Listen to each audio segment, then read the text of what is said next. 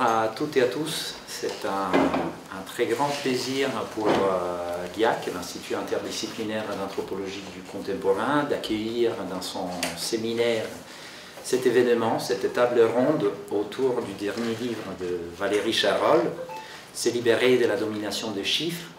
C'est un moment très important, le livre est très important, c'est très important pour notre laboratoire aussi, puisqu'on a l'occasion du coup d'entendre Valérie et ses collègues autour de cette dernière publication, qui a déjà, permettez-moi de le dire, un titre magnifique, C'est libérer de la domination des chiffres. Pour quelqu'un qui est à la direction d'un laboratoire, en plus, c'est quelque chose, il y a un côté espoir, en fait, dans ces titres-là. Mais au-delà du titre, enfin, le contenu a un caractère extraordinaire. Je me permets de dire juste deux mots à propos du contenu, puisque moi je l'ai trouvé comme une sorte d'acte démocratique, puisqu'il s'agit de faire une sorte de pédagogie du citoyen pour apprendre à vivre avec les chiffres. Et ça me semble quelque chose d'assez important, considérant le fait qu'on est dans un monde qui est gouverné, comme Valérie le dit, par les chiffres. Mais je ne vais pas développer encore plus, c'était juste deux mots à dire. Cette table ronde est organisée donc du coup par l'IAC. Je trouve que c'est beau aussi que cet événement soit fait en collaboration avec d'autres institutions dans lesquelles Valérie, tu te retrouves et dans lesquelles tu travailles. Donc cette table ronde est organisée aussi avec l'ASCO de l'Institut Mines Télécom, l'équipe Ethos, l'ITEM, et en collaboration avec la revue politique et parlementaire. Alors mon rôle s'arrête bientôt là, moi je dois juste présenter les intervenants, j'ai hâte de vous entendre. Donc Valérie Charol, vous la connaissez, elle est philosophe, je dirais presque spécialiste des chiffres en fait, si on peut le dire ainsi. Elle est chercheure à l'Institut Mines Télécom, et elle est ici chez elle, puisqu'elle est membre associée de l'Institut interdisciplinaire d'anthropologie du contemporain, où elle contribue aux activités de l'équipe LACI, laboratoire en anthropologie critique et interdisciplinaire. Dans cette table ronde, nous aurons également le plaisir d'entendre lauréat Baïda Iresh, donc, qui est docteur en sciences de gestion. Elle travaille elle aussi à l'Institut Mines Télécom, et elle est l'auteur de plusieurs publications académiques, notamment dans le Journal of Business Ethics. Et nous aurons ensuite l'opportunité d'entendre aussi Jean-Luc Morisseau, qui travaille lui aussi à l'Institut Mines Télécom Business School. Il est membre du laboratoire Innovation, Technologie, Économie et Management.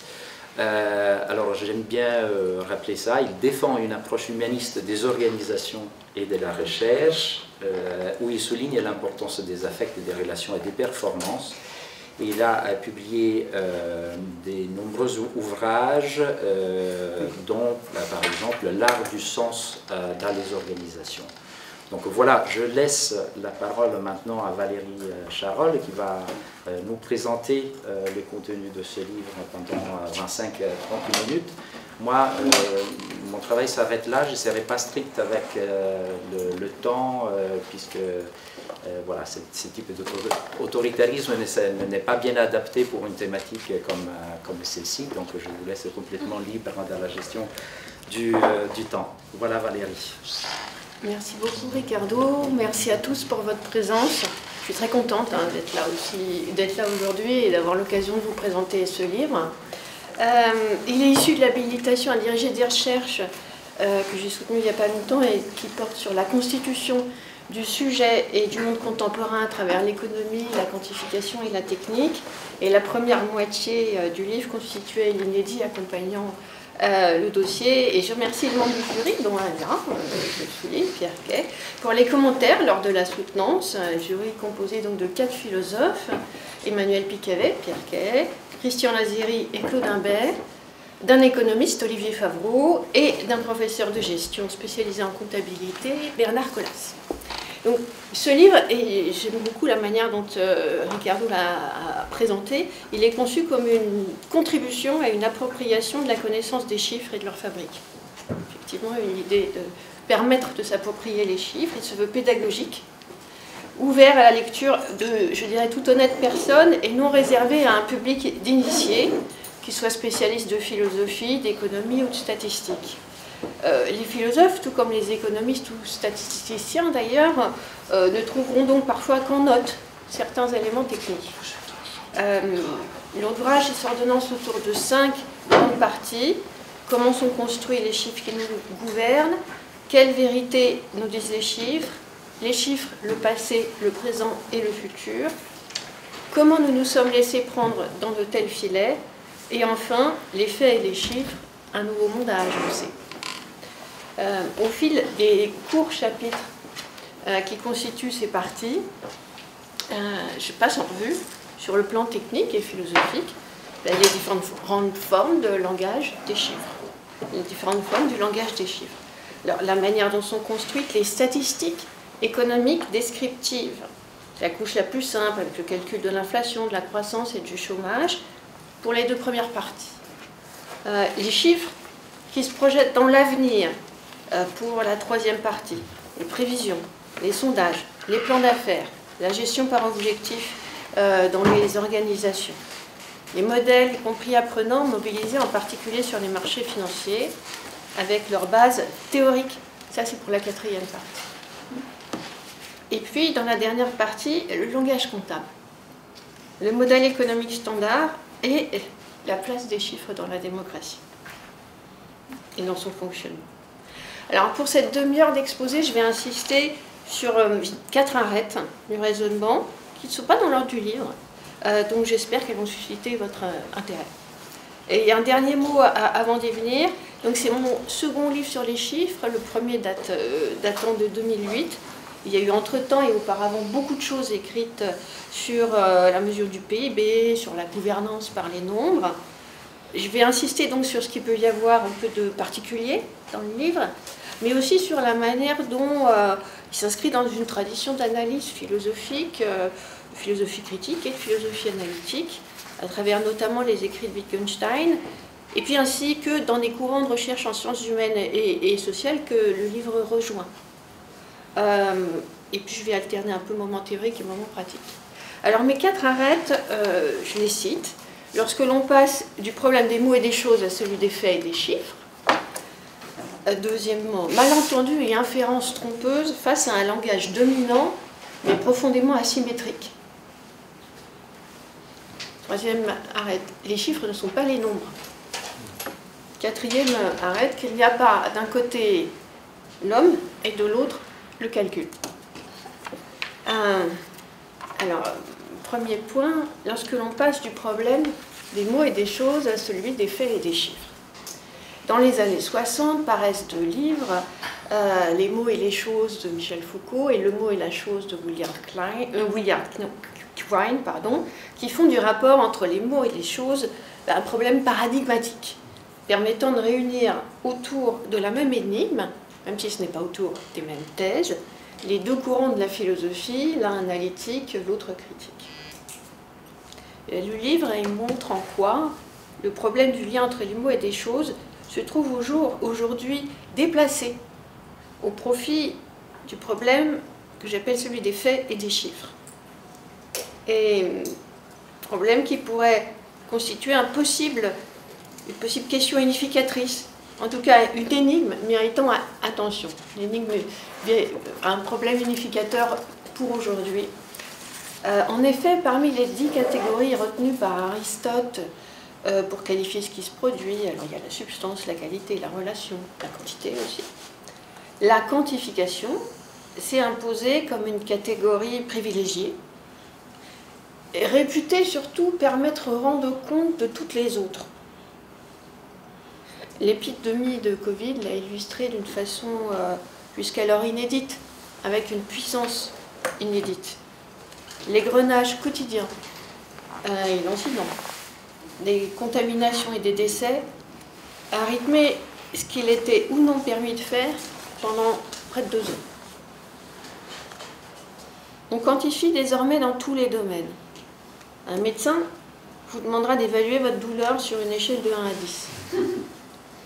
Les chiffres et leur maniement forment bien évidemment le cœur de la sphère économique, mais y compris dans la sphère démocratique, sans même en venir à la place des sondages. C'est le décompte des suffrages qui détermine l'orientation retenue en cas de démocratie directe et la représentation élue en cas de démocratie représentative. Alors, pourquoi ce langage dominant s'est-il imposé? On lui prête immédiateté, objectivité et précision. Bref, vérité. Il s'appuie sur la mathématique du mouvement et le calcul des probabilités, tous deux inventés au XVIIe siècle. La première règle de la méthode sociologique de Durkheim en valide l'usage pour les affaires humaines. Considérer les faits sociaux comme des choses, je cite. Et depuis les années 50, l'informatique, puis les réseaux, ont donné à l'appareil calculatoire une puissance, une profondeur et des ramifications inégalées. Ce faisant, les chiffres ne constituent pas qu'une grille de lecture du monde, mais peuvent avoir un effet performatif, comme par exemple lors de l'arrêté des comptes qui établit le résultat d'une entreprise. Ils sont l'assise privilégiée pour prendre des décisions, façonnant ainsi le monde. Il n'est que de penser à l'exemple des indicateurs de performance. Je pense qu'on y reviendra dans la discussion. Le livre argumente d'ailleurs que, contrairement à la thèse défendue par Foucault, d'un retrait de la mathésis dans la modernité, une archéologie des sciences humaines, telle que sont conçus les mots et les choses, aurait aussi bien mérité de se dénommer les faits et les chiffres. Ce constat rejoint les analyses du statisticien et sociologue Alain Desrosières, dont je sens très proche. Il parle de faits, et lui aussi, rendus par des chiffres. Le terme de choses étant à l'évidence beaucoup trop restrictif, et je me situe à cet égard dans la lignée directe du Tractatus de Wittgenstein, dont le tout début est le monde et l'ensemble des faits, non pas des choses. Face donc à ce problème des mots, non plus des mots et des choses, mais des faits et des chiffres, le livre il développe une double analyse qui va constituer mes 2 points suivants. Le langage des chiffres est le générateur de multiples malentendus, et il n'y a pas d'immédiateté des chiffres, mais des règles qui les font émerger. Alors, 2e point, les malentendus et inférences trompeuses face à un langage dominant mais profondément asymétrique. Le langage des chiffres, celui du statisticien, de l'économiste, de l'expert comptable, il a la particularité, par rapport à la langue des mots, de compter très peu de lettrés, alors que sa diffusion est universelle. On se trouve ainsi dans une situation de communication profondément asymétrique entre les énonciateurs et les récepteurs, dont il résulte des malentendus et des inférences trompeuses. Alors je vais donner 3 exemples. Les décès liés à la Covid, insuffisamment mis en contexte, puisqu'ils sont rapportés au volume de décès intervenant dans des périodes normales. Il y a 55 millions de personnes qui meurent en moyenne chaque année dans le monde. Alors la philosophie associe aussi qu'elle ne s'interdit pas de parler de choses qui sont un peu graves, comme la mort. 600 000 personnes meurent en France chaque année, 750 000 y naissent. Et la Covid a ainsi représenté en 2 ans, pour la France, l'équivalent d'un peu plus de 10% des décès habituellement constatés. En moyenne, 1650 par jour. C'est la question d'un chiffre et l'échelle à laquelle on la rapporte. C'est plus gai pour les autres illustrations, mais non, ce n'est pas moins préoccupant. Le taux de chômage des jeunes.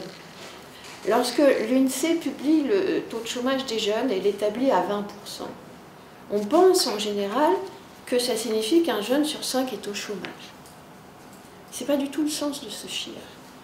Le taux de chômage rapportant les chômeurs aux actifs est plus des 2/3 des jeunes suivant des études et n'étant donc pas actifs. Pour 20% de taux de chômage des jeunes, on a en fait 7% de part totale des jeunes qui sont au chômage, soit environ 1 sur 15. Évidemment, ça donne à lire la réalité et l'angoisse dans la vie active de façon différente. Le maniement du taux de croissance du PIB dans l'espace et dans le temps, le dernier point, qui est le nœud d'incompréhension le plus tenace et problématique. Alors, les taux de croissance, c'est un des points sur lesquels j'insiste vraiment le plus, qui ne se retrouvent pas forcément dans d'autres écrits, d'autres auteurs, qui je pense mériteraient d'être plus partagés. Le taux de croissance se compose dans le temps et s'entend après prise en compte de l'inflation. Une croissance de 5% par an pour un pays comme la France, tel que le souhaitait par exemple Jacques Attali en 2007 dans son rapport, signifie donc un doublement de la richesse du pays en 15 ans, son triplement en 22 ans. Même avec un chiffre bien plus raisonnable en apparence, 2,5%. Le PIB en volume double en moins de 30 ans, triple en 45 ans, avec 1% de croissance annuelle. Chiffre qui serait jugé déplorable dans les sphères dirigeantes, et qui fut pourtant celui des pays développés lors de la première révolution industrielle 1770-1870, alors que le niveau du PIB était bien plus faible. Avec ces 1% de croissance, la richesse double en 70 ans, soit l'horizon d'une vie. Alors, la comparaison avec les 30 glorieuses est peu pertinente à cet égard, parce que le PIB français de 45 équivalait à 45% de celui d'avant-guerre, donc il y avait un effort de rattrapage à fournir. Et puis, l'après-deuxième guerre mondiale a aussi été marquée par l'entrée massive des femmes du travail des femmes dans le décompte du PIB, alors qu'aujourd'hui, on assiste à des mécanismes qui pèsent inversement sur le décompte du PIB, à savoir le développement des circuits courts, du recyclage, des circulations douces. Et puis, toujours sur la question du taux de croissance, et pour terminer, son maniement dans l'espace, enfin. Sujet qui me tient aussi particulièrement à cœur. Raisonner en taux de croissance sur le plan international revient à mettre de côté les inégalités de niveau de richesse entre pays. Quand l'Éthiopie affiche une croissance de 6,8% en 2019, ce taux correspond à 50 $ supplémentaires par habitant. En France, quand la même année nous affichons 1,7% de croissance, cela équivaut à 705 $ supplémentaires par habitant. C'est plus que les 645 $ par habitant que représentent les 6,6% de croissance de la Chine ce jour-là, cette année-là. Donc, on perçoit bien au travers de ces exemples, me semble-t-il, ce qui se joue dans la présentation et dans la simple présentation et lecture des chiffres, et combien d'autres présentations reposant sur les mêmes chiffres, mais les mettant en contexte, les projetant sur un temps plus long, les rapportant aux populations, donneraient à lire le monde autrement, induiraient d'autres perceptions, notamment en termes de déclin, et d'autres décisions. J'aime bien mon troisième point, les chiffres ne sont pas les nombres. Alors, le problème des faits et des chiffres va au-delà de questions de présentation. Il porte aussi sur la conception selon laquelle les chiffres seraient en correspondance immédiate avec la réalité, porteurs d'une vérité objective et qui ne seraient pas liés à un cadre de référence. C'est ce qui transparaît en particulier dans la confusion fort répandue entre les chiffres et les nombres. Cette conception, elle est erronée. Des philosophes et des mathématiciens aussi différents que Descartes et Russell sont clairs à ce propos. Ce ne sont pas les mêmes concepts et outils qui sont mobilisés dans la science des nombres et dans la mesure. La science des nombres tire sa force de l'absence d'adhérence avec le réel. Les chiffres, au contraire, cherchent à rendre le réel, à l'attraper. J'aurais ainsi, pour ma part, choisi comme titre pour l'ouvrage d'Alain Supiot, « La gouvernance par les chiffres », puisque c'est de cela qu'il traite, au fond. Et tout comme j'invite à ne pas se méprendre sur l'usage du terme de nombre dans les titres de certains livres d'Alain Desrosières, qui font en fait surtout référence à la loi des grands nombres en statistique. Et s'agissant donc de ces chiffres, qui ne sont pas des nombres, il se pose évidemment des problèmes de collecte exhaustive d'une information de qualité, mais il est aussi besoin de principes définitionnels pour déterminer ce que l'on compte. C'est le cœur du livre que de montrer le rôle de ces normes, puisque c'est au fond là que ça se passe, dans les manuels statistiques et les normes comptables qui déterminent ce que l'on va refléter du réel et qui le façonnent en retour. Alors, je donne quelques petits exemples. Pour calculer l'inflation, le livre s'ouvre par ce sujet, il faut définir ce qu'est un bien ou un service, collecter leurs prix, agréger ces prix, les rapporter à un panier moyen de consommation. Aucune de ces étapes n'est neutre, générant des querelles récurrentes comme aux États-Unis dans les années 90 ou dans la zone euro au début des années 2000.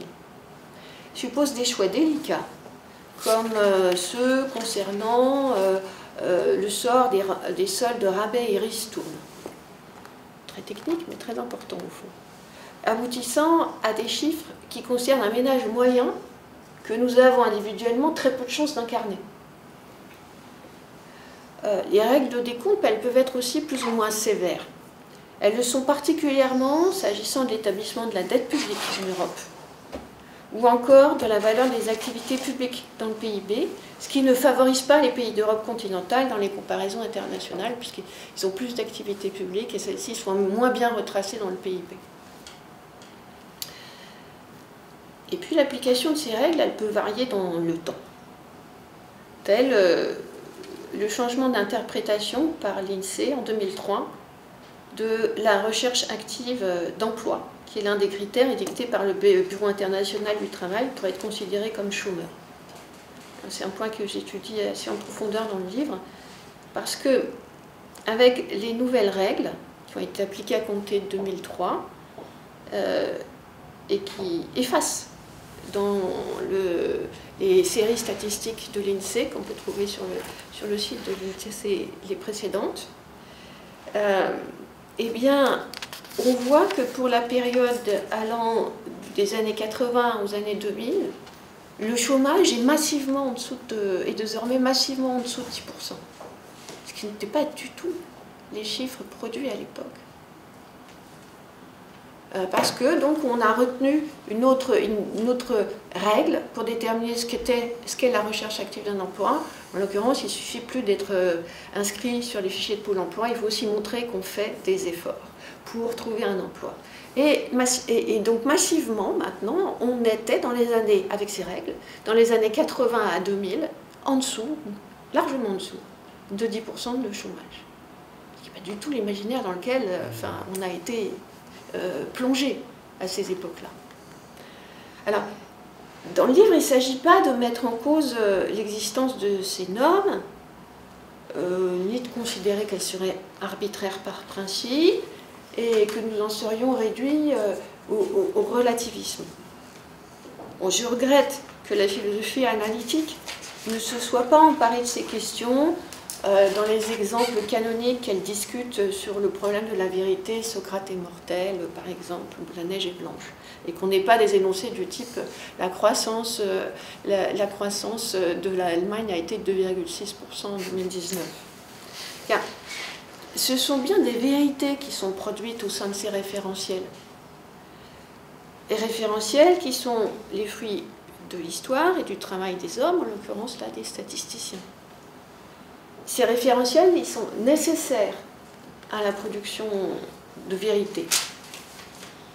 Mais d'autres référentiels qui pourraient s'avérer plus adaptés produiraient d'autres chiffres vrai. Il s'agit ainsi de montrer que ces normes, elles supposent discussion. D'autant que les calculs en question, ils portent sur la sphère économique et sociale, qui est le produit direct de nos actions. Et donc ces chiffres et ces normes ne sont pas contraints par une réalité qui existerait indépendamment de nous. Nous sommes partie prenante, en tant que personne, de cette réalité. J'en viens à mon dernier point. Il n'y a pas d'un côté l'homme et le calcul. Bon, c'est évidemment une formulation qui conteste la pertinence pour le contemporain de la vision kantienne d'une séparation étanche entre l'homme, sa morale, et ce qui relève du calcul que Kant réserve aux lois de la physique et de la nature. C'est aussi une invite à argumenter dans le livre, à ne pas se méprendre sur les capacités des ordinateurs, y compris apprenants. Certes, leur puissance de calcul est largement supérieure à la nôtre, individuellement et même pour le collectif. Mais leur langage de base leur reste donné par les humains. Il y a quelqu'un derrière la machine, ou dans la confection de l'algorithme. Donc la machine ne fonctionne pas toute seule, quand bien même elle est apprenante. Alors, ces chiffres, passant ou pas par les ordinateurs, ils irriguent tout le contemporain, y compris la démocratie. J'en ai parlé en introduction, j'y reviens un tout petit peu. Ces régimes électoraux, ils reposent sur différentes manières de composer les suffrages, allant de la proportionnelle intégrale, comme en Allemagne, au suffrage majoritaire à 2 tours par circonscription, comme en France. Ça donnera lieu à partir de, s'il y avait la même expression des suffrages initial, à des représentations, ces 2 régimes de choix des représentants, à des représentations totalement différentes. Et du coup, à des politiques également différentes. Donc c'est là aussi qu'il y a des normes. Les normes électorales sont les manières qui sont retenues par les démocraties pour assembler ensemble le vote des suffrages. On pourrait y revenir dans la discussion. Par exemple, il y a un principe fondateur aux États-Unis qui veut que les États aient un poids particulier, qui explique pourquoi, en fait, à plusieurs reprises, celui qui a obtenu le plus de suffrages en nombre n'est finalement pas élu parce qu'il n'a pas obtenu le plus grand nombre d'États, de grands électeurs dans les États. Et c'est lié à une certaine conception de la démocratie en Amérique, aux États-Unis, et qui transite par des règles de décompte, en l'occurrence les lois électorales. Alors si les chiffres irriguent l'ensemble du réel, n'en sont pas le reflet immédiat, ça je l'ai évoqué, et peuvent se révéler plus ou moins adaptés ou biaisés. Alors, je vais ici citer 3 biais, éventuellement un ordre de 300. Mais les 3 me semblent préoccupants. Celui à l'œuvre dans le langage comptable, d'abord. Langage qui ne reconnaît pas de valeur au travail et qui positionne l'entreprise par rapport aux besoins d'information des investisseurs sur les marchés financiers, avec pour conséquence directe que l'entreprise se présente à chaque clôture de compte, non pas comme si son objectif était de continuer à produire des biens et des services, mais d'être vendu. Ce qui est quand même une curieuse conception pour une organisation. Et c'est bien la conception qui transparaît dans les normes comptables contemporaines. Le biais à l'œuvre sur les marchés financiers, où les modèles de placement présentent très majoritairement, enfin quasi tous, les risques encourus par les investisseurs sous une forme gaussienne, c'est-à-dire la courbe en cloche, qui suppose que l'on va rencontrer peu de faits extrêmes. En contradiction avec la réalité de cours de marché très erratique, ainsi que l'a par exemple montré Benoît Mandelbrot. Donc avec des faits extrêmes qui sont en fait significatifs. Moi je rapporte cette situation à des mécanismes d'écho et de miroitement issus du développement des produits sur les marchés financiers dits indexés sur le CAC 40 par exemple, ou dérivés des couvertures de taux de change, des couvertures de taux d'intérêt, et qui sont un produit direct de la théorie économique, notamment la théorie du portefeuille. Et donc j'en arrive au troisième biais, celui à l'œuvre dans ce que j'appelle dans le livre les curiosités, et que Olivier Favreau m'a invité à présenter comme des monstruosités du statut de la science économique et de ses postulats. L'intrication entre modèle théorique et application pratique confère à la science économique un rôle non pas uniquement scientifique, mais aussi systémique. C'est-à-dire que ce qu'elle prévoit a un effet de système. La théorie du portefeuille, donc la théorie des placements sur les marchés financiers, pardon, a eu un effet de système sur le fonctionnement des marchés financiers. À cet égard, le postulat de rationalité en économie, à savoir le principe de maximisation de l'utilité par les agents économiques, continue à être très largement utilisé, mobilisé, et comporte par là une composante systémique. Alors même qu'il correspond à une stylisation très frustre de l'homo economicus, je maximise mon utilité, et surtout, cette stylisation, elle correspond à un cadre de référence qui n'est pas adapté concernant des êtres vivants, des organismes vivants, et les humains sont des organismes vivants. Aucun organisme vivant ne peut survivre à long terme en étant toujours au maximum de ses capacités. Et il se produit à une échéance relativement rapprochée, quelque chose qui s'appelle la mort de l'organisme vivant. C'est pourtant bien le moteur d'inférence, si vous voulez, retenu par la science économique standard, ce principe de maximisation. Et là, on est quand même face à une difficulté.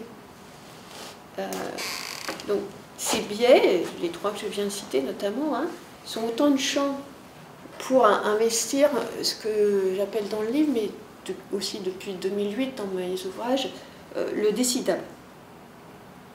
Ce décidable, il relève de cadres de référence discutables, en raison, avec des arguments, et qui ne sont pas contraints par une réalité qui existerait indépendamment de nous. Et on ne peut pas décider que le Soleil ne tourne pas autour de la Terre.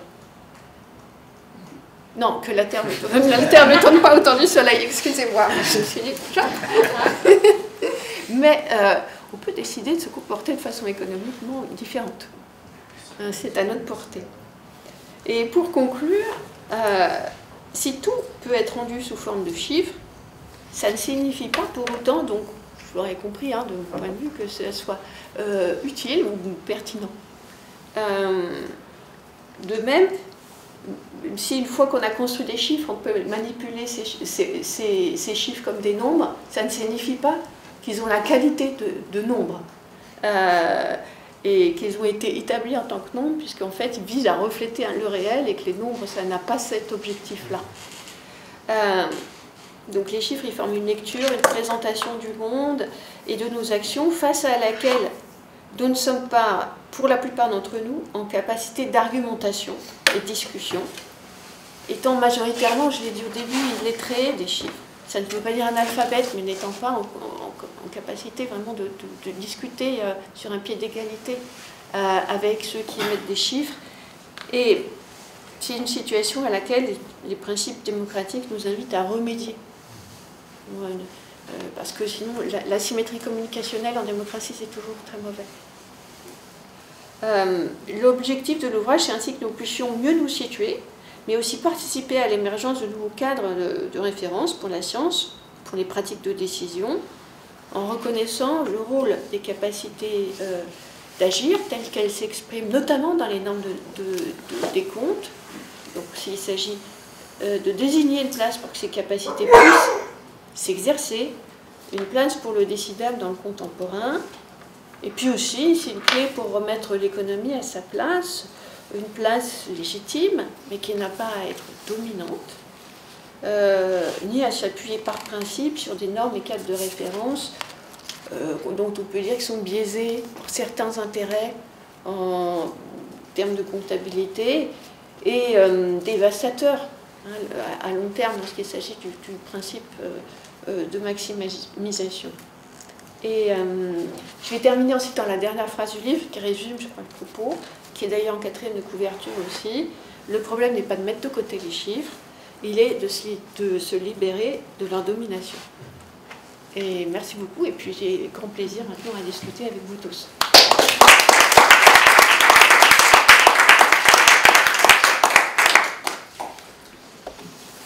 Merci beaucoup Valérie pour cette présentation. Je propose qu'on élargisse la discussion maintenant avec Lauréa Bayada. Okay. Merci Ricardo de me céder la parole. Un grand merci Valérie pour ta présentation de ce très bel ouvrage et pour m'avoir invité à cette table ronde. C'est pour moi un grand honneur et un grand plaisir que de participer en fait à cette discussion. Alors j'ai lu ce livre avec grand intérêt et le regard que je vais porter dessus, il est bien entendu lié à mes domaines de compétences et donc il est limité également par mes domaines d'incompétences. Donc mes domaines de compétences en tant que chercheur en sciences de gestion, mais également en fait en tant que, lié également, mes compétences sont également en fait liées à mon passé professionnel d'auditrice financière et de contrôle de gestion, puisque avant de m'orienter vers l'enseignement supérieur, j'ai travaillé pendant une dizaine d'années dans ces fonctions-là. Et donc ce livre à ce titre m'a beaucoup parlé. Donc ne vous inquiétez pas, mon propos ne sera pas technique, financier, il sera, vous verrez, en fait, tout à fait compréhensible. Donc ce livre, il m'a intéressée à plusieurs titres. Et tout d'abord, en fait, j'ai beaucoup apprécié la forme.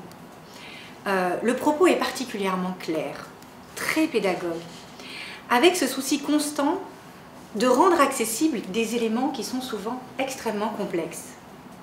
Les explications sont très souvent illustrées par des exemples très parlants. Et j'ai trouvé ton écriture, Valérie, extrêmement percutante. En fait, tu disais, en fait, là, dans l'introduction, que tu avais voulu être pédagogue, et c'est vrai, et c'est vraiment ça, on comprend. Extrêmement percutante avec vraiment des formules qui arrivent à résumer de façon extrêmement concise et limpide des idées complexes. Ça commence par le titre. Vous voyez, là, en fait, moi je suis d'accord avec tout à l'heure la réflexion. Se libérer de la domination des chiffres, ça résume parfaitement en peu de mots, en fait, le projet de l'ouvrage. Mais en fait, tout au long de cet ouvrage, on va retrouver des phrases comme ça qui sont frappantes parce qu'elles résument, en fait, de façon extrêmement claire et percutante, des idées qui nous marquent et qui nous font réfléchir. Donc, au-delà de la forme, bien entendu, j'ai beaucoup apprécié le fond, et notamment, en fait, pour revenir encore à une remarque qui a été faite, le projet démocratique de cet ouvrage, qui a pour objectif de nous rendre moins naïfs, plus avertis face aux chiffres qui nous gouvernent, afin qu'on puisse les décrypter de façon avisée. Et je dirais que même si je suis, pour ma part, en fait, issue, en fait, quand même d'une formation en gestion, hein, j'ai fait quand même une grande école en sciences de gestion, puis poursuivi par 10 années quand même de début professionnel, en fait, dans le contrôle de gestion, dans l'audit, et puis une thèse en sciences de gestion. Donc on va dire que je n'ai pas un regard tout à fait naïf.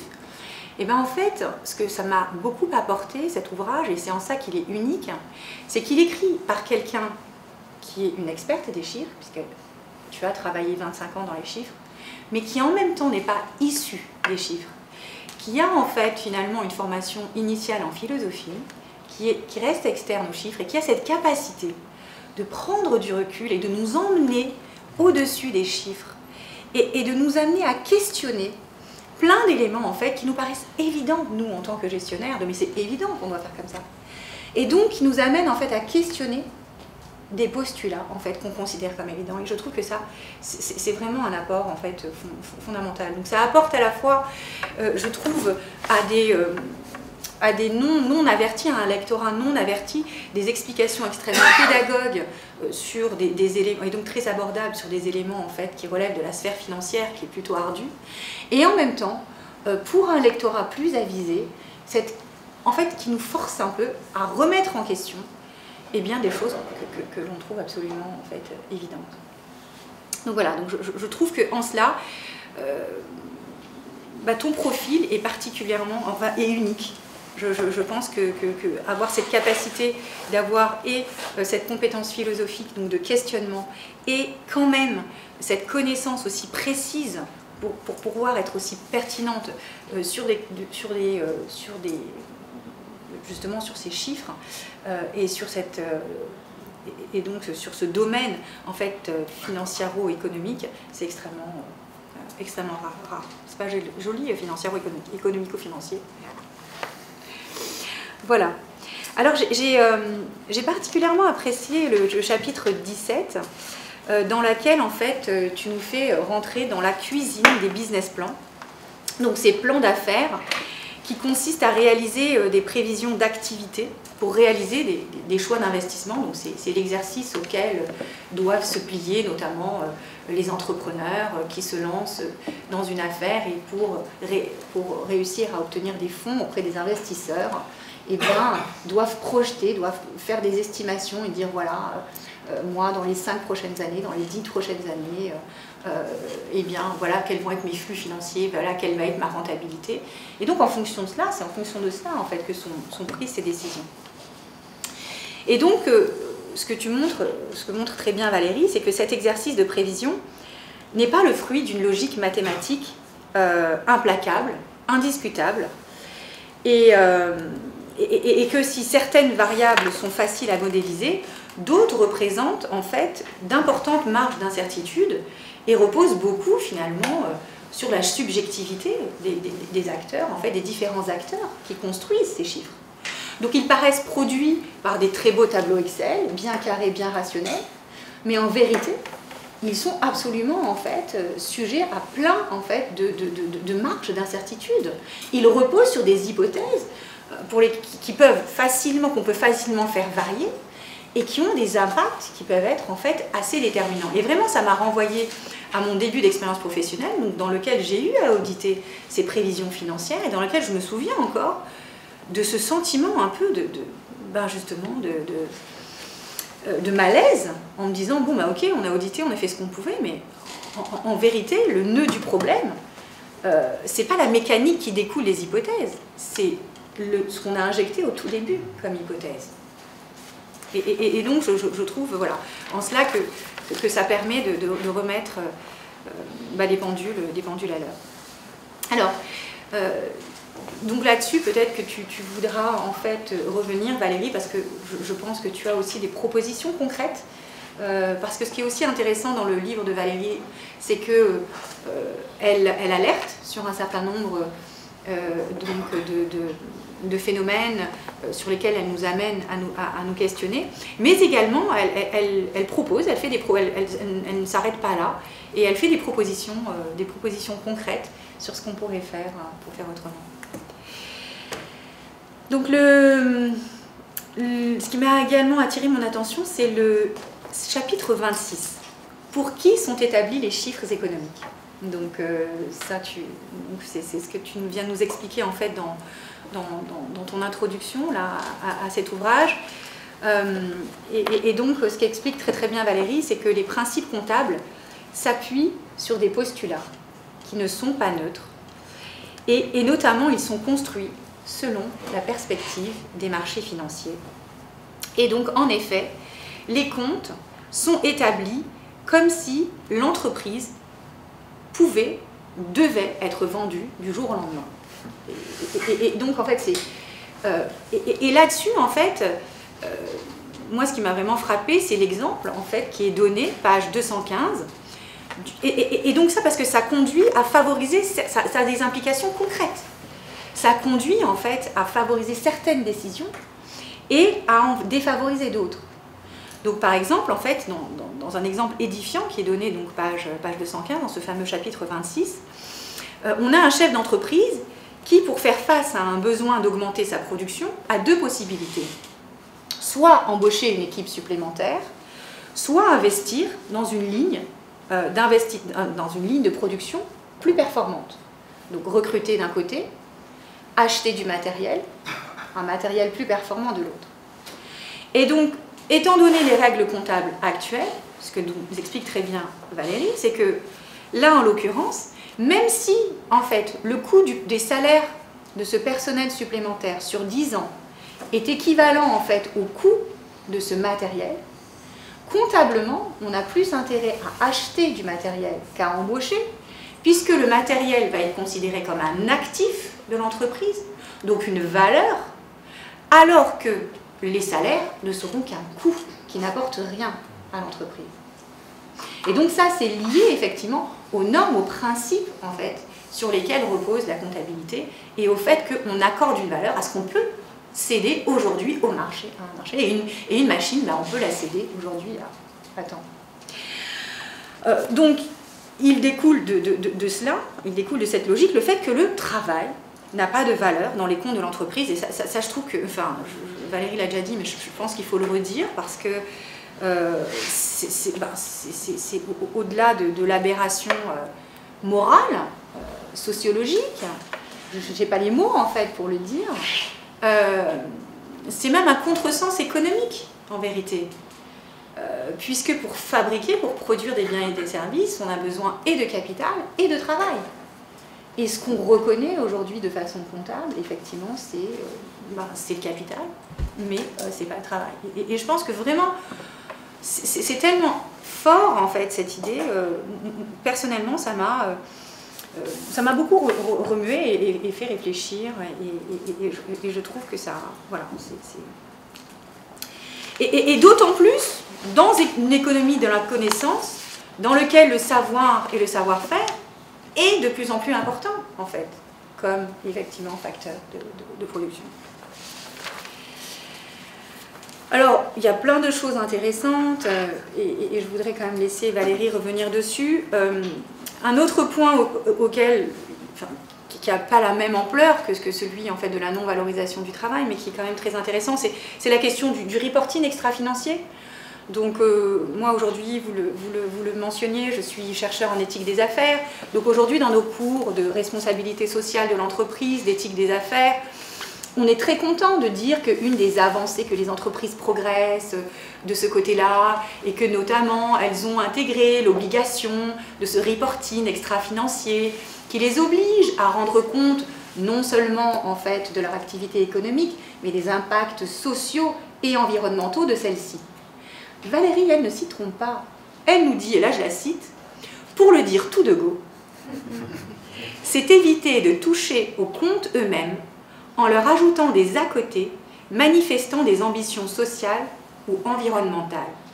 Loin de nous l'idée de blâmer ces ambitions, mais pour les réaliser, c'est le langage comptable lui-même, non ces à côté, qui mérite d'être revu. » Et vraiment, merci Valérie, parce que ça ouvre les yeux, parce que je me rends compte qu'on se contente de peu, qu'on était très content de ce truc en dehors des comptes, mais on a dit, mais il fallait jusqu'au bout, quoi. Si c'est important, si c'est à de la valeur, il faut que ça compte pour de bon, quoi. Pas juste en annotation à côté. Voilà, enfin c'est... Et à plusieurs reprises, je lisais le livre, j'ai... Attends, mais elle a raison. Mais elle a raison. Et donc je lisais à côté d'une collègue, je dis, cette fille, elle est vraiment trop forte. Et donc je lisais en disant, mais, à ma collègue, en séance de gestion, mais elle a raison. Voilà. Donc le clou de l'ouvrage réside dans le chapitre 28, sur les cadres de référence économiques et donc cadres de référence économique, et le fait de montrer qu'aujourd'hui, effectivement, la science économique, enfin, a un statut et un rôle vraiment qu'aucune autre science, en fait, n'a. J'ai trouvé ça très intéressant. Je dirais même, moi, plutôt qu'un rôle systémique, un rôle dogmatique. Il est vrai que c'est quand même, effectivement, le propre d'une démarche scientifique d'émettre des hypothèses, de les confronter à l'observation des réalités et donc de rectifier les hypothèses si celles-ci ne collent pas à la réalité. Mais nous explique Valérie, là aussi je vais la citer parce que... est-ce que j'ai relevé ça? C'est le seul domaine scientifique dont on attend que les faits qu'il étudie se conforment à ses préceptes théoriques et doivent être corrigés à défaut. Extraordinaire. Là, je vous dis, il y a des phrases vraiment belles dans cet ouvrage. Voilà. Donc je laisse Valérie en fait commenter plus avant. Encore, en tout cas, un grand merci pour cette lecture.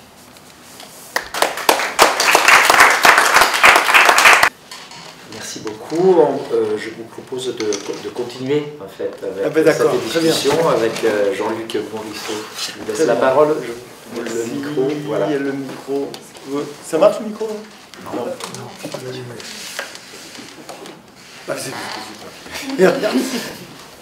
Bon, merci de m'avoir invité, merci de m'avoir donné à lire le livre. Ça a été un plaisir. Je ne vais pas redire tous les compliments, hein. Ça a été largement complimenté. Juste le résumé, je crois que c'est un livre nécessaire. Un livre, comme tu as dit, particulièrement clair, avec une volonté vraiment de pédagogie, etc. Ça parle beaucoup avec notre expérience, avec beaucoup de débats que l'on a eus. Moi, je l'ai lu. Alors, effectivement, il y a un acte de résistance, il y a un appel à la résistance. Ça, c'est très très fort. Mais je sens que c'est aussi un programme de travail.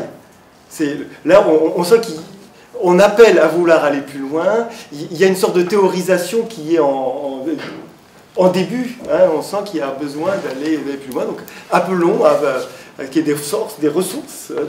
Parce qu'on va encore tomber dans le langage comptable, des ressources pour travailler là-dessus. Alors, moi, je vais avoir juste 3 questions. Je suis allé au cœur, là, enfin, au cœur, non, se poser la question d'abord de quoi se libérer vraiment, parce que j'aurais aimé avoir 1 ou 2 précisions là-dessus. Deuxième, c'est comment se libérer. Là, tu proposes le déchiffrage. Hein, est-ce que c'est la lecture? Est-ce que ça suffit? Question.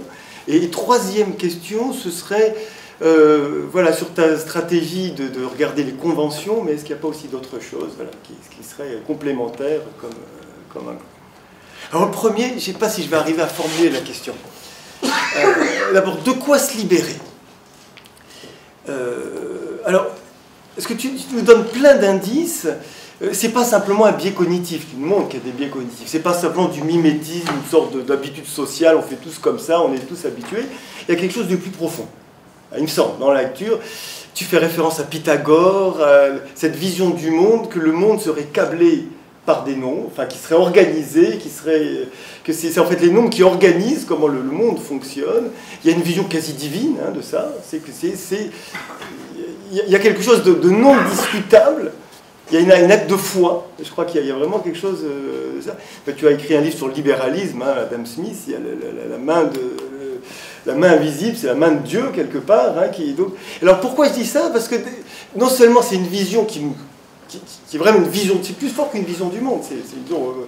Et derrière ça, c'est que non seulement il y a la question de la justesse des chiffres, que tu commentes, mais très vite on glisse vers la justice.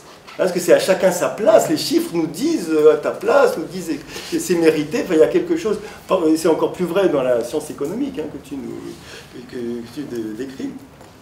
Alors voilà, est-ce que c'est vraiment de l'ordre de la croyance, un totem, quelque chose? Et dans ces cas-là, pourquoi c'est si important qu'on y croit? Et est-ce que c'est justement parce que pour qu'on reste à notre place, enfin, est-ce que c'est de la croyance? Est-ce que c'est des biais cognitifs? De quoi vraiment se libérer? Parce que bien entendu, se libérer, ça n'a pas du tout la même force si c'est se libérer de quelque chose qui câble complètement notre vision du monde. Donc ça, c'est la première question. Après, se libérer. Donc tu proposes, est-ce que tu acceptes le déchiffrement hein, en fait, apprendre à lire, hein, comme nous avait dit il y a 20-30 ans, il faut apprendre à lire les images. Et bien là, le programme, c'est apprendre à lire les chiffres. C'est nécessaire, ça a du sens. Mais est-ce que cet apprendre à lire suffit là, c'est pour ça que c'est en lien avec la première question. Est-ce que si on reste à l'intérieur d'une croyance que tout est gouverné par les chiffres, même si on apprend à les lire, ce serait pourquoi? Pour être encore plus en contact avec Dieu, je ne sais pas comment dire, être encore plus juste là-dedans. Et donc sinon, alors est-ce que c'est se libérer de cette emprise? Là tu parles de Foucault, là, le mot et les choses, tu passes des faits et les chiffres, ce qui est brillant, ce qui fonctionne très très bien. Mais justement, l'emprise avec Foucault, elle est tellement forte, comment s'en sortir? C'est plutôt avec des techniques de soi. C'est un travail pour arriver à se sortir de cette emprise. Ou trouver des hétérotopies, est-ce que c'est ça que tu proposes? Ou des lieux où qui seraient autres, qui ne fonctionneraient pas selon cette logique de chiffres? Qu'est-ce qui peut nous... Ou alors est-ce qu'on est plutôt avec Stigler dans de l'activisme, d'utiliser les chiffres contre autrement, hein, de proposer d'autres chiffres, hein, si on a des actes de langage, je crois que c'est Forêt Gino, plus son nom, Grammacia, qui parle d'actes de calcul. Produire un calcul, c'est un acte, c'est une action, ça peut être une résistance. Puisqu'on nous propose, on nous oblige à voir les chiffres de cette manière, nous on va construire d'autres chiffres et ça va être notre mode de résistance qui serait... Donc tu proposes en fait tu dis que c'est à agencer. Alors je n'ai pas tout à fait compris le mot agencer, si c'est un peu au sens deleuzien de le remettre dans des blocs, dans des cadres, ou si c'est donner de l'agence, donner du pouvoir de décision, donner du pouvoir de l'action plutôt que tu voudrais nous donner. Donc voilà, donc est-ce que apprendre à lire les chiffres, apprendre à déchiffrer, je crois que comment dire, le jeu que tu fais, moi la concept là, la différence que tu introduis entre chiffres et nombres, moi je crois que c'est vraiment des forces. Là, je le retiens, je sais que ça va travailler, là, je ne suis pas encore au bout de ce que ça signifie, mais là il y a quelque chose de très fort, et c'est justement là l'histoire du divin, pas divin. Là. Il y a un monde du divin qui est le nombre, hein, et puis le chiffre qui serait un rapport quantitatif, géométrique, je ne sais pas comment dire, de métrique, et qui remonte peut-être certainement à d'autres philosophes grecs ici. Et alors la troisième question, je ne sais pas comment... Là c'est plutôt pareil, je viens aussi de la gestion, de la comptabilité, nous la question des chiffres, c'est vrai qu'on le travaille beaucoup avec la notion de accountability. C'est presque une chose que j'aurais aimé que tu travailles, c'est-à-dire que le chiffre est toujours pris dans un récit. Le chiffre, alors comment dire, le account, donner un account, c'est à la fois donner un chiffre, mais un chiffre qui est aussi une histoire. Alors, et on se donne des comptes, tous, on se rend des comptes, tous, pour se justifier.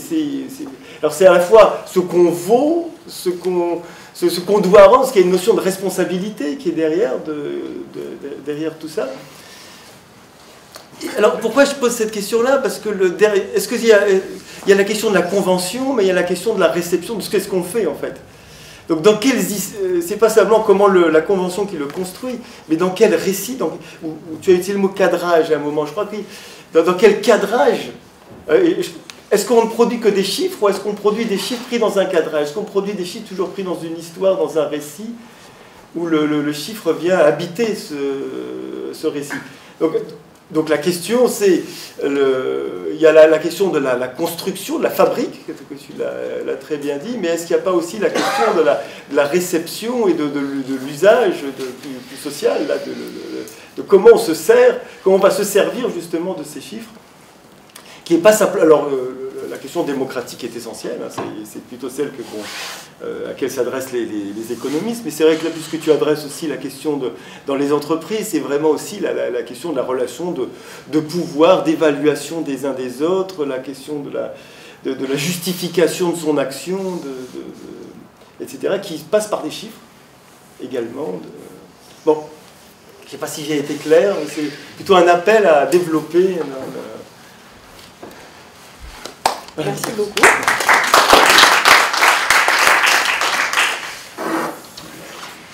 Bon, bah alors, merci beaucoup, Lauréat, pour ce que tu as dit sur le livre. Merci beaucoup, Jean-Luc aussi. Je vois bien le sens des questions que vous posez les uns comme les autres, qui sont, que je sens comme des invites à compléter, à avancer. J'assume complètement l'idée qu'il y a un programme de travail derrière ce livre que j'espère pouvoir faire prospérer. Il y a une partie de ce programme de travail qui est technique sur le sujet qu'a cité Lauréat, mais qui est un sujet qui pourrait faire bascule, je pense, dans la manière dont fonctionne la sphère économique, qui est une expérimentation que j'essaye de déployer dans laquelle, dans les comptes, le travail devient une valeur. Et du coup, les chefs d'entreprise peuvent avoir des choix moins biaisés entre recourir à l'achat d'un équipement ou embaucher. Donc j'ai une entreprise qui expérimente cette méthode. C'est des sujets sur lesquels il faut que vous sachiez qu'il y a énormément de... Enfin, le Lauréat le sait, Jean-Luc aussi, mais il y a énormément de logiques de pouvoir qui sont en jeu. Les instances de normalisation comptable sont très puissantes. Donc, même si le fait que l'on puisse avoir raison ne veut pas dire qu'on sera entendu. Et il faut... C'est pour ça que j'ai une des questions adressées par Jean-Luc à laquelle j'ai envie de répondre comment se libérer de la domination des chiffres. Moi, il y a une partie du travail, en tout cas, je le conçois comme ça, pour ma part, qui est attaquer la machine de l'intérieur. C'est-à-dire montrer au normalisateur comptable que la vision qu'il a de l'entreprise, elle n'est pas durable, qu'il ne peut pas, de façon honnête, défendre le traitement qu'il réserve au travail. Mais ça suppose à un moment, donc par-delà la présentation de solutions intellectuelles et puis académiques, leur expérimentation, ça c'est en cours. Mais j'aimerais pouvoir le faire à plus grosse échelle, ce qui suppose pouvoir avoir des doctorants qui travaillent dessus, qui aient des compétences en comptabilité aussi. Et aussi, même une fois qu'on a fait la preuve, enfin là pour l'instant on voit que ça change effectivement les chiffres. Hein. Le bilan des entreprises est plus solide, peut avoir plus de salariés, ça donne un bilan, donc une richesse de l'entreprise améliorée. Eh bien, c'est pouvoir faire en sorte que ça convainque. Alors, parfois, moi, ça fait du temps que j'ai cette proposition depuis 2006. Ça intéresse beaucoup la CFDT. J'espère pouvoir faire avancer sur des points comme ça, donc ils sont à l'interface, pour répondre à une autre question de Jean-Luc, entre lecture, fabrique, usage. Je me dis c'est à la fin, la troisième question, de quoi se libérer? Non, c'était, oui, des choses complémentaires enfin, l'idée de comment se libérer. Il faut se libérer d'une forme de lecture qui nous enferme, d'une forme de fabrique qui n'est pas toujours, enfin, je ne remets pas en cause le travail des statisticiens de l'INSEE sur la question de la mesure de l'inflation, mais il y a des choses qui ne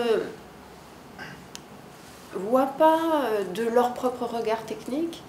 Et sur la question du chômage, il y a une rupture de série qui aurait mérité clairement d'être beaucoup plus explicitée vis-à-vis du grand public, puisque là maintenant on est autour de 7% de chômeurs, mais en fait on était presque à ces niveaux-là dans les années 80, avec les nouvelles séries statistiques. Donc là on est face à des questions quand même de transparence qui posent sérieusement question, enfin qui posent de sérieux problèmes. Je dirais, voilà, sur la manière dont on peut faire usage des chiffres. Et donc, d'autres usages avec une autre fabrique pour d'autres lectures. Par rapport à des cadres de référence, moi je pense que je parle beaucoup des cadres de référence et des arrière-plans.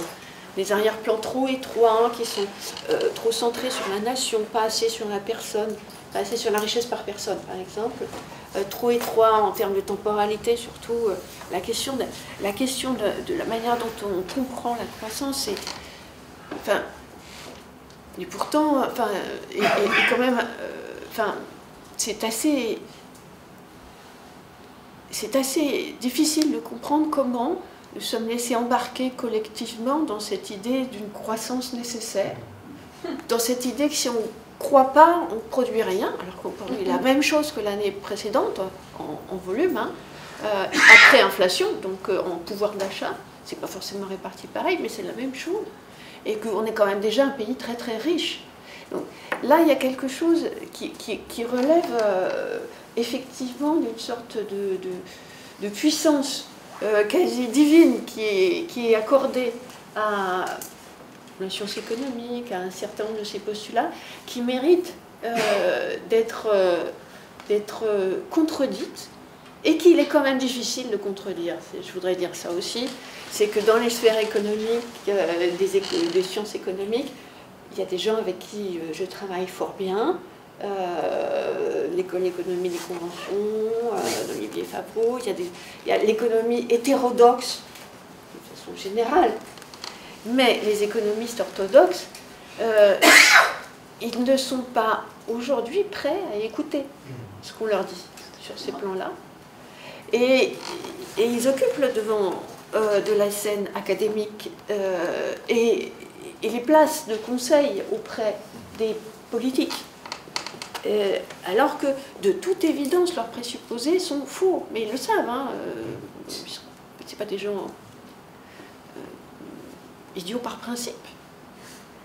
Et là, ça, enfin, vous voyez, il y a aussi effectivement un combat académique pour pouvoir construire une critique. C'est ce que j'essaye de faire, une critique de la science économique qui soit fondée en raison. Où on ne puisse pas dire, mais madame, mademoiselle, mais vous dites n'importe quoi. C'est ça et donc, parce qu'au fond, c'est des logiques de pouvoir. Parce qu'au fond, autour des chiffres, je rejoins à ce que disait Laurière, il y a beaucoup d'argent qui se joue. Et puis il y a aussi une forme de conception de l'homme qui se joue, qui est est-ce qu'on a de la liberté ou est-ce qu'on est des pantins que l'on peut manier à coup en suivant bien les sondages pour faire en sorte que l'élection puisse se passer comme ceci ou comme cela. Et c'est pour ça qu'il me paraît important d'arriver à mêler.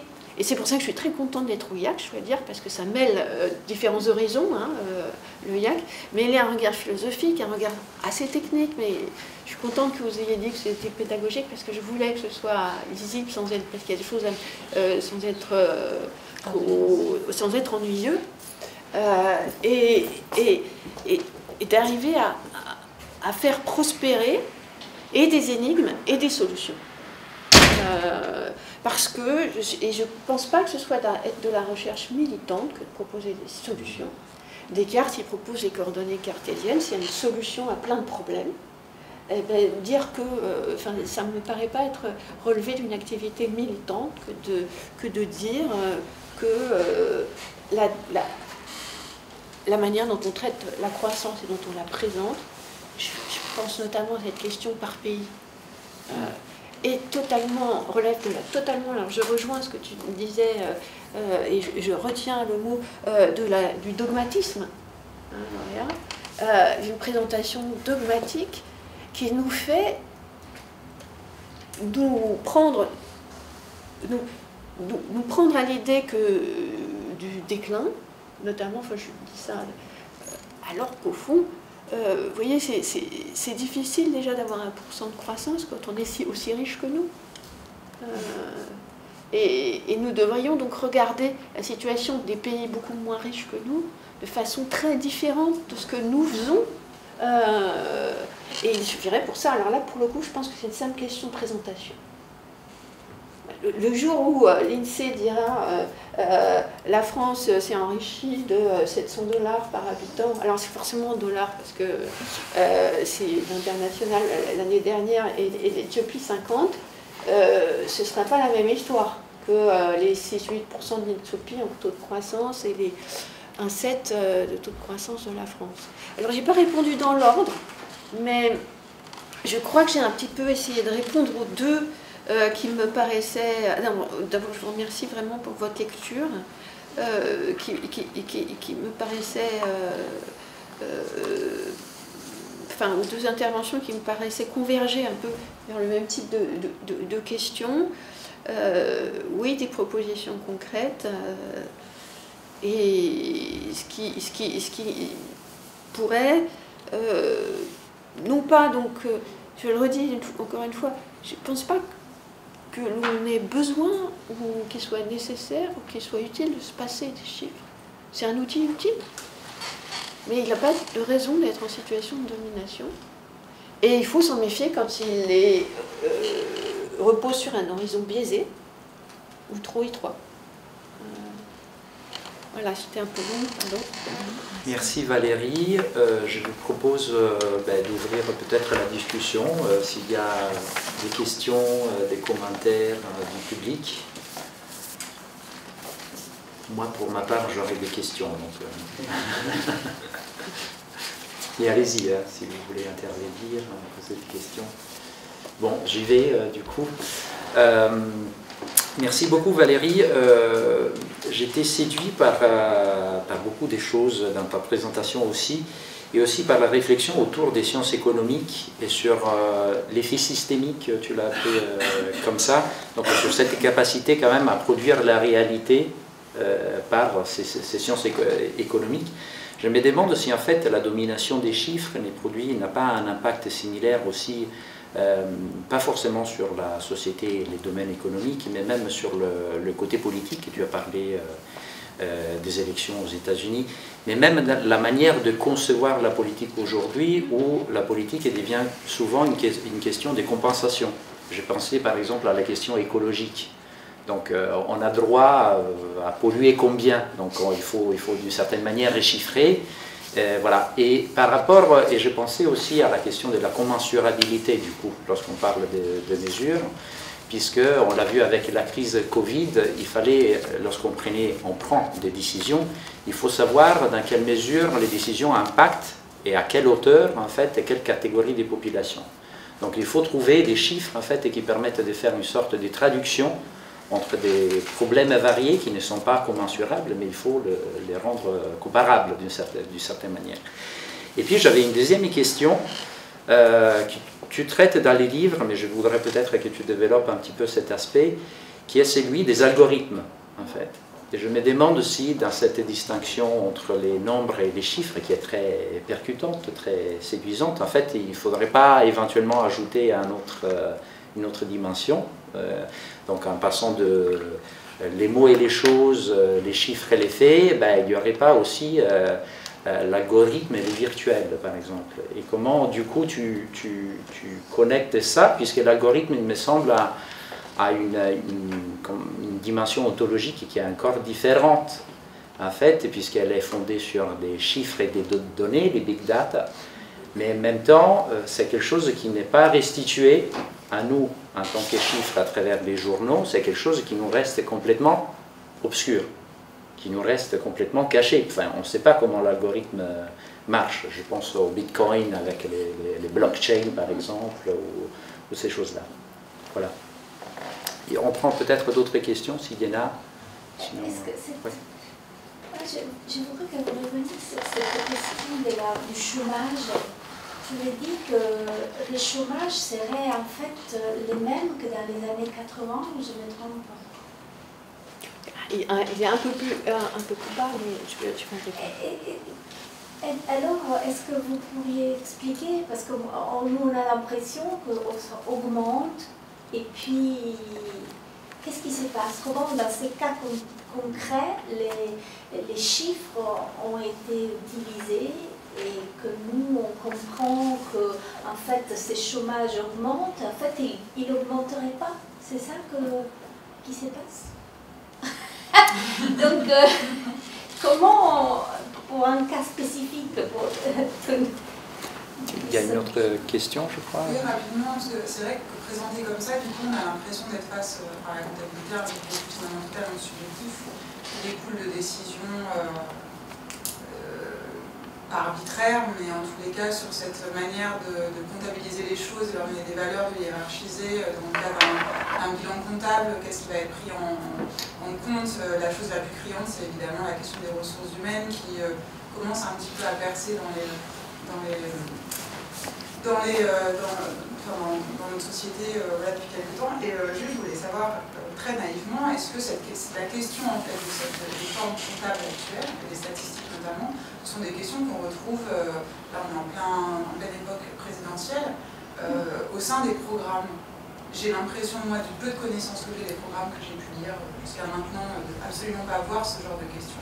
Mais du coup, s'il s'agit de décisions humaines, et que ce soit l'algorithme, que ce soit, etc., effectivement, là, on fait focus. Enfin, moi, c'est une question auquel je ne pense pas, mais là, ça me rappelle effectivement qu'il y a quand même ces décisions humaines derrière les statistiques, et au-delà d'un effet de contrôle, de propagande, pour aller être radical sur les informations qui en sont tirées, est-ce que la manière dont on décide de ces lectures et de ce qui va constituer ces lectures, est-ce que les politiques clairement s'interrogent sur la manière de changer ces choses-là, ou est-ce qu'on est sur quelque chose de totalement imprenable, d'un système totalement presque divin et imprenable, et à part effectivement résister et mieux comprendre comment ça marche, comme le contrôle des médias, finalement on sait peut-être mieux lire les images aujourd'hui grâce au système scolaire, mais est-ce que ça change le système derrière l'utilisation des images?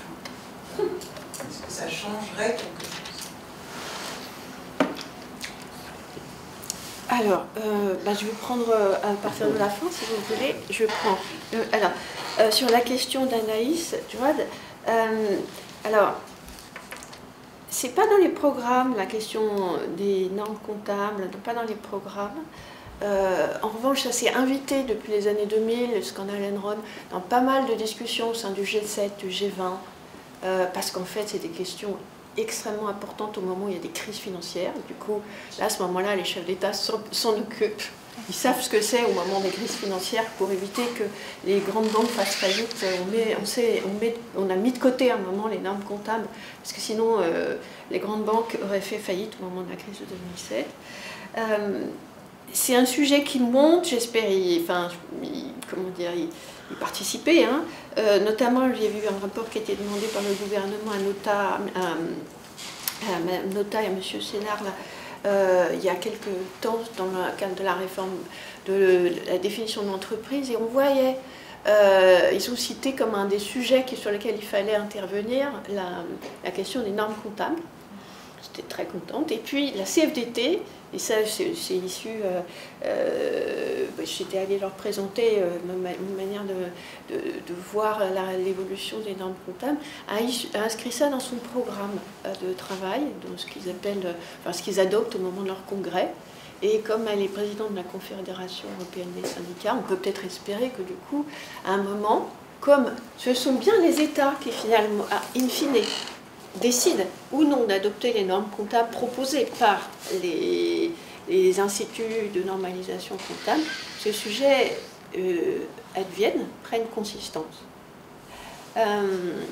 Mais je le redis une fois, il faut affronter tous les grands cabinets d'audit pour y arriver. Sur la question du chômage, je vais le redire de façon, j'espère, plus claire possible. Donc, jusqu'à 2003, l'INSEE considérait qu'il suffisait d'être inscrit sur les fichiers de l'Agence nationale pour l'emploi pour être chômeur. Après 2003, ils ont considéré qu'il fallait avoir fait des gestes actifs de recherche du chômage.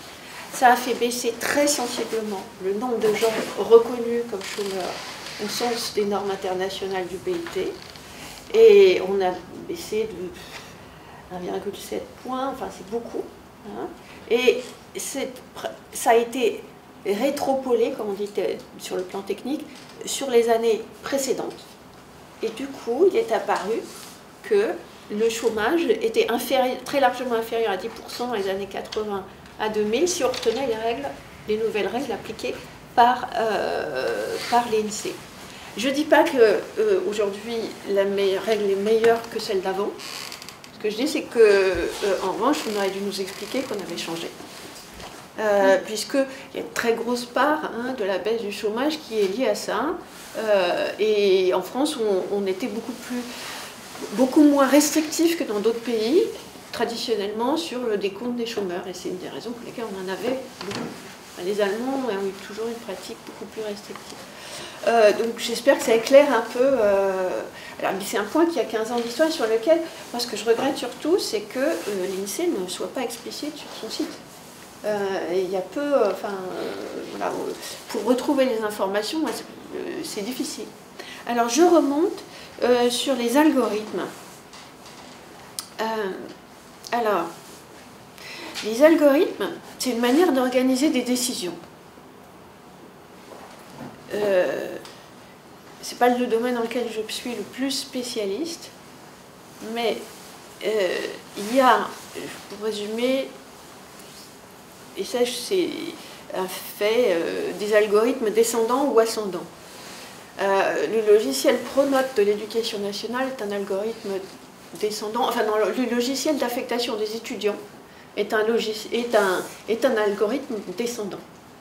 Et dans ce type-là d'algorithme, c'est des choix. En fait, l'informatique ne fait que traduire les choix du ministère de l'Éducation nationale et permet de gérer des combinaisons de gens qui sont en nombre très important. Mais ce n'est rien d'autre qu'une traduction en langage informatique de choix. Et donc, il n'y a pas... ça donne, du coup, les priorités du ministère de l'Éducation, ça les traduit. Donc, on n'est pas dans un monde qui est totalement différent de la manière dont on fait des filtres pour aboutir à un certain nombre de chiffres. Alors, les algorithmes ascendants, ceux qui sont apprenants, et qui sont utilisés par les entreprises, mais surtout pour faire des propositions commerciales, ou dans certaines sciences en physique, ou parfois en médecine, c'est une autre logique, mais c'est pas encore... Enfin, dans les pouvoirs publics, c'est les algorithmes descendants qui sont encore très largement utilisés, et où il me semble que, ce que j'essaye de contrer, c'est l'idée qu'on serait impuissant face à ces algorithmes-là. Non, ces algorithmes-là, on peut juste demander au ministre de les écrire différemment. Quand il a dit dans le passé que les enfants à Paris rentraient au lycée sur 4 secteurs par ordre de mérite, c'est-à-dire en fonction de leurs notes, c'était un choix. Et c'est pas une question d'algorithme. Enfin, ça s'est traduit par un algorithme, mais c'était un choix qui n'a pas été, du coup, qui est passé sous... Enfin, c'est pour ça que je ne suis pas tout à fait d'accord avec l'idée d'une raison algorithmique, c'est-à-dire que je trouve que la formule peut être trompeuse, au sens où c'est un passage par l'algorithme d'un certain nombre de décisions, qui sont des décisions. Alors j'essaie de respecter le temps, donc... mais effectivement, ils jouent au travers de... Enfin, je pense qu'il y a effectivement différentes manières, différents types de langage. Ça dépasse le livre, hein, mais il y a le langage des mots, un langage qui s'appuie essentiellement sur les chiffres, et puis un langage qui s'appuie essentiellement sur la computabilité, sur le code, sur l'informatique. Qui a aussi ses analphabètes. Alors moi je suis beaucoup moins lettrée sur ce langage-là, mais au moins sur la question des algorithmes, parce que ça c'est très très proche hein, les algorithmes, ça sert comme outil d'aide à la décision.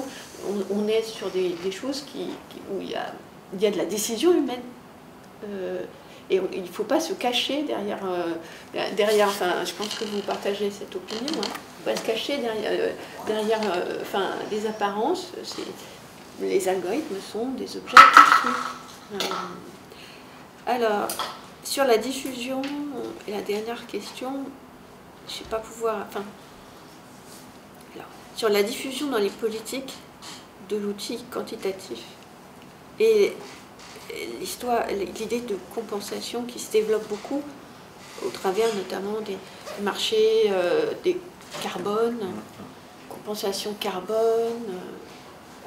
Donc, il y a une analyse qui n'est pas forcément très présente dans ce livre-là, mais dans d'autres. Moi, je ne partage pas forcément l'idée qu'il faut développer le champ de la quantification au-delà de ce qu'il est nécessaire. Donc, je ne suis pas nécessairement favorable, par principe, en fait, de donner une quantité, distribuer des quantités à tout. même si c'est possible techniquement, hein. Ça je ne dis pas du tout que c'est possible techniquement.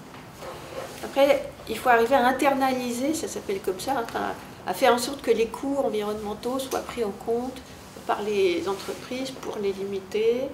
Et là, je pense que l'outil comptable, il peut être très utile, parce que si on fait payer aux entreprises par avance via l'outil comptable, alors c'est un peu plus technique, mais ce qu'elle va coûter sur le plan environnemental, peut-être qu'on peut espérer qu'elle change de comportement et réduise au maximum ce qu'elle va coûter en termes environnementaux. Mais on est très loin du compte aujourd'hui, puisqu'on en est effectivement à se féliciter d'avoir des indicateurs financiers qui ont des noms de plus en plus alléchants. Mais bon, après, c'est vraiment ça renvoie vraiment à une... J'ai fait un article qui s'appelait « Vérité des marchés et choix politiques ». Et le risque que l'on a au travers de la question de la domination des chiffres, c'est de reléguer le choix politique au rang de ce qui peut apparaître comme de l'arbitraire. Et un des enjeux du livre, en montrant ce qu'il peut y avoir de conventionnel, qui ne peut pas signifier nécessairement arbitraire, c'est de dire, mais les chiffres sont aussi issus de décisions, tout comme les lois sont issues de décisions. Alors ils sont quand même, on ne peut pas décider, c'est dans certaines limites, hein, évidemment, mais et donc permettre à la sphère politique de comprendre là où elle a son lieu, ce que j'appelle le décidable, un lieu pour lequel elle est tout à fait légitime, et elle aurait le droit, elle serait à mon sens en capacité d'abord de produire ses propres chiffres un peu différemment, de demander à l'INSEE, de demander à l'INSEE de présenter les chiffres de la croissance dans des perspectives de long terme, ce qui changerait tout. Ça remettrait, très facilement, à mon avis, la question environnementale, non seulement au cœur du débat, mais aussi tout de suite avec une solution. Et donc je ne veux pas, parce que je sais qu'on a quelque chose d'autre après, que la journée a été longue, qu'il y a besoin de petites pauses. Alors je laisse dire si on a encore une question ou si on s'arrête là. Peut-être que la domination des chiffres va augmenter parce que va disparaître la capacité des personnes de créer sphère publique. Sphère publique dans les termes d'Habermas, c'est-à-dire la capacité d'interagir avec l'argumentation. Pas à travers les chiffres, pas à travers les poids des chiffres, mais à travers la construction d'une pensée. Ça, c'est difficile parce que personne n'est habitué aujourd'hui à interagir, à respecter les tours de la parole, à respecter la capacité de construire une interprétation de la réalité sociale. Le chiffre va construire une barrière. La sphère publique va construire un pont, c'est-à-dire nous devons confronter pour trouver un compromis, mais à travers l'argumentation, pas à travers le poids des chiffres. Qu'est-ce que vous pensez à ces propos? Je crois beaucoup à la vertu de l'argumentation. Je pense que à la vertu de la pédagogie de l'argumentation, une argumentation ne repose pas nécessairement sur des chiffres. On peut raisonner, on peut raisonner sans chiffres, hein, même une manière de raisonner fort utile et fort répandue. Et je pense en revanche que, normalement, c'est la tâche de la démocratie de faire cela, plutôt que de... ça devrait être sa tâche vraiment essentielle, de faire en sorte qu'au sein de la représentation nationale, si on est dans un système représentatif, on puisse aboutir à des décisions qui soient les moins injustes possibles, qui permettent d'aboutir à une forme de justice, et non pas à des décisions qui vont être considérée comme ayant été prise par une représentation qui est à l'image de une part infime finalement de la population et qui donc vont être immédiatement peu légitimes dans leur conclusion, dans leur, et puis dans leur, dans leur modalité aussi. Donc c'est là où je pense que la question de la forme de la loi électorale est importante. Et donc de la forme de la représentation politique pour permettre des choses de s'exprimer dans l'arène politique. Et dans l'arène politique institutionnelle, et non pas uniquement à son extérieur. Est-ce que c'est pas le revers du managérialisme? Qu'est-ce qu'on demande aux hommes politiques? C'est de maximiser de la croissance et de maximiser des chiffres avant d'être juste. Ils pourraient même argumenter qu'une injustice, si elle permet plus de croissance, tout le monde y gagnerait, il y aurait une sorte de justice. Moi, je sais pas, plutôt que l'argumentation, c'est le problème, c'est que l'homme politique, à mon avis, il a beaucoup préoccupé par sa réélection. Alors, savoir selon qu'on attend quel qu'on attend de lui pour être élu ou réélu. Alors, je suis désolé, mais là, ça fait une transition parfaite avec ce qui nous attend. Après, on va avoir en fait le troisième événement d'Eliac aujourd'hui qui portera sur les rencontres autour des élections présidentielles, en particulier aujourd'hui autour de l'extrême droite. Donc c'était voilà, pour faire la transition, c'était... Voilà, je te laisse le... Je dis juste un mot, c'est qu'on a un libraire qui est venu pour ceux qui voudraient... Donc c'est Payer qui s'en est occupé, pour ceux qui seraient intéressés pour avoir le livre. Et donc voilà. Et puis moi je vous remercie. Merci à toi. J'ai eu un grand plaisir. Merci beaucoup. Merci beaucoup. Merci.